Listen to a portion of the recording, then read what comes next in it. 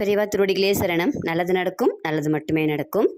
இன்றைக்கி இந்த பதிவில் பார்த்தீங்க அப்படின்னாக்கா, பெரியவாவுடையது நான் படிச்சுக்கிட்டே இருக்கும்போது திடீர்னு பெரியவா வந்து ஒரு பேஜில் வந்து அப்படி காமிச்சாங்க.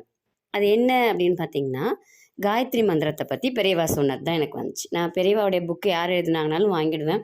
ஏன்னா எல்லோரும் ஏதாவது ஒரு இது கொடுக்கலாம், ஒரு இன்ஃபர்மேஷன் நமக்கு கொடுக்கலாம் அப்படிங்கிறதுனால நான் வாங்கி படிக்க ஆரம்பிச்சிடுவேன். ஒரு இதாக நம்ம பேஜ் இப்படி திருப்புறோன்னா அதை காட்டும்போது அவங்க வந்து காயத்ரி மந்திரம் இது தான் காமிச்சாங்க.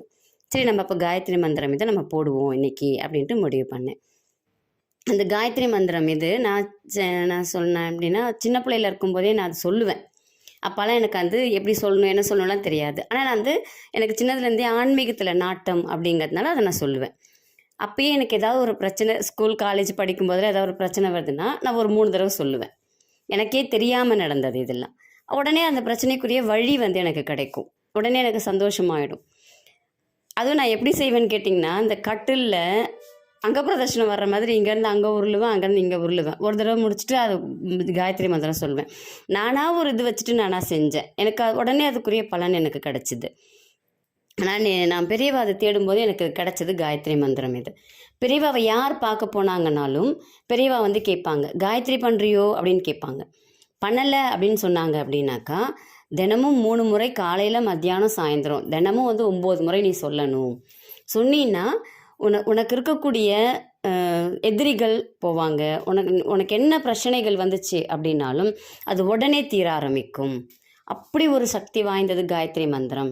மந்திரங்களுக்கெல்லாம், வேதங்களுக்கெல்லாம் தலையாயது அப்படின்னா காயத்ரி மந்திரம். அதனால் எல்லாருமே காயத்ரி மந்திரத்தை சொல்லுங்கள்.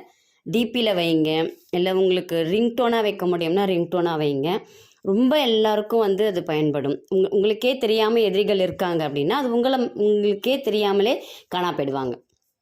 உங்களுக்கு என்ன பிரச்சனைகள் வருது அப்படின்னாலும் அந்த பிரச்சனைகளுக்குரிய வழியும் உங்களுக்கு வந்து அந்த காயத்ரி மந்திரம் நீங்கள் சொல்ல சொல்ல உங்களுக்கு கிடைக்க ஆரம்பிக்கும். ரொம்ப எளிமையானது தான், எல்லாருக்குமே தெரிஞ்சது தான். நான் அந்த மந்திரத்தை சொல்கிறேன். நீங்களும் அதை வந்து உங்கள் வீட்டில் ஓட விடுங்க. உங்களுக்கு தெரியாது அப்படின்னாக்கா, இல்லை அதை ஸ்க்ரீன்ஷாட் எடுத்து வச்சு உங்கள் டிபியில் வைங்க. அப்பப்போ கண்ணில் படுற மாதிரி கூட நீங்கள் வச்சுக்கோங்க. ரிங்டோனாக வைங்க, கேளுங்க. மந்திரம் பார்க்கலாங்களா? ஓம் பூர் புவஸ்வஹ தத்சவிதுர்வரேண்யம் பர்கோ தேவஸ்ய தீமஹி தியோ யோ நஹ பிரசோதயாத். எல்லாருக்கும் தெரிஞ்ச அதே மந்திரம் தான்.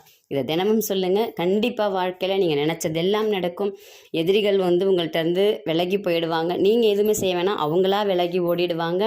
இது நான் வந்து எனக்கு தெரியாமலே செய்தது.